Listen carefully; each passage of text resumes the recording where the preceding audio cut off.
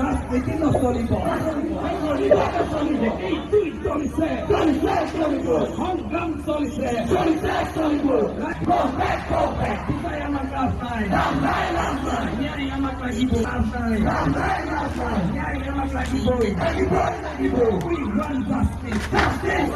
এইটোই চলিছে সংগ্ৰাম চলিছে ৰাইজ আজি জাগিছে আমাক লাগিবই জুবিন গাৰ্গ অমৰ হওক জুবিন গাৰ্গ অমৰ হওক বুজাই আমাক লাভ নাই বুজাই আমাক লাভ নাই ন্যায় আমাক লাগিবই we want justice we want justice এইটোই চলিছে সংগ্ৰাম চলিছে ৰাইজ আজি জাগিছে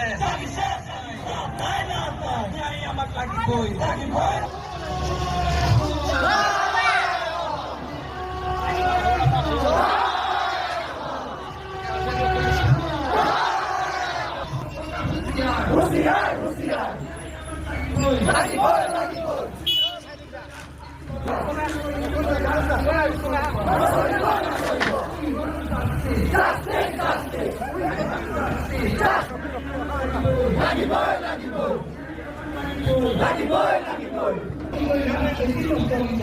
সদৌ শিৱসাগৰ জিলা ছাত্ৰ সন্থাৰ আহ্বানত আজি শিৱসাগৰবাসী ৰাইজে এক প্ৰতিবাদী মিছিল বাহিৰ কৰিছে। ইয়াত অংশগ্ৰহণ কৰিছোঁ আৰু জুবিনদাবিহীন ৩টা সপ্তাহ ২১টা দিন জুবিনদাবিহীন অসমে পাৰ কৰিছে আৰু এইখিনি সময়ত অসমৰ প্ৰতিগৰাকী জনসাধাৰণে বিচাৰিছে যে জুবিনদাৰ প্ৰতি ন্যায় লাগে। কিন্তু এইখিনি সময়ত অসমৰ মানুহে দুৰ্ভাগ্যজনকভাৱে এটা ব্যাপক মূল্যবিহীন ৰাজনৈতিক পৰিৱেশৰ সন্মুখীন হ'ব লগা হৈছে। সকলোৱে ৰাজনৈতিক দলসমূহে শাসক বিৰোধী সকলোৱে পৰস্পৰৰ প্ৰতি বোকা ছটিওৱাৰ ৰাজনীতি আৰম্ভ কৰিছে। এই কথা কেতিয়াও গ্ৰহণযোগ্য হ'ব নোৱাৰে।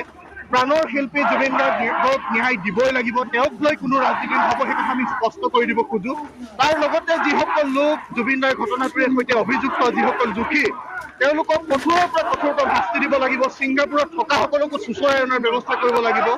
চৰকাৰে এই গোটেই বিষয়বোৰ জনসাধাৰণে বিচৰাৰ ধৰণে আগবঢ়াই নিব লাগে আৰু জুবিনদাৰ বিৰুদ্ধে অৰ্থনৈতিক অপৰাধকে ধৰি আন যিবিলাক ষড়যন্ত্ৰমূলক কাম কাজ হ'ল, এই সকলোকে তদন্তৰ আওতাত আনি প্ৰাণৰ শিল্পীগৰাকীক ন্যায় দিবৰ কাৰণে আমি আহ্বান জনাইছোঁ। পৰিয়ালেও সেই আহ্বান জনাইছে। আমাৰ স্পষ্ট কথা, জুবিনদাক লৈ ৰাজনীতি নহ'ব, জুবিনদাক ন্যায় দিব লাগিব। জুবিনদাক লৈ ৰাজনীতি কৰা সকলোকে সময়ে বিচাৰ যাতে কৰে, জনসাধাৰণে যাতে তেওঁলোকক কৃষ্ণ দৃষ্টিৰে তেওঁলোকক চাই ৰাখে, তাৰ বাবে মানুহ চিনি থবৰ কাৰণে আমি ৰাইজলৈ আহ্বান জনাইছোঁ। আৰু জুবিনদাক ন্যায় নিদিয়া পৰ্যন্ত অসমৰ প্ৰত্যেকগৰাকী সংগ্ৰামী জনতাক কঠোৰ সংগ্ৰামৰ এক অৱতাৰণা কৰি জনসাধাৰণক ন্যায় নোপোৱালৈকে আমি শক্তিশালী ৰূপত একত্ৰিত হৈ থাকিবৰ কাৰণে ঐক্যবদ্ধ এখন সংগ্ৰাম আগবঢ়াই নিবৰ কাৰণে আহ্বান জনাইছোঁ।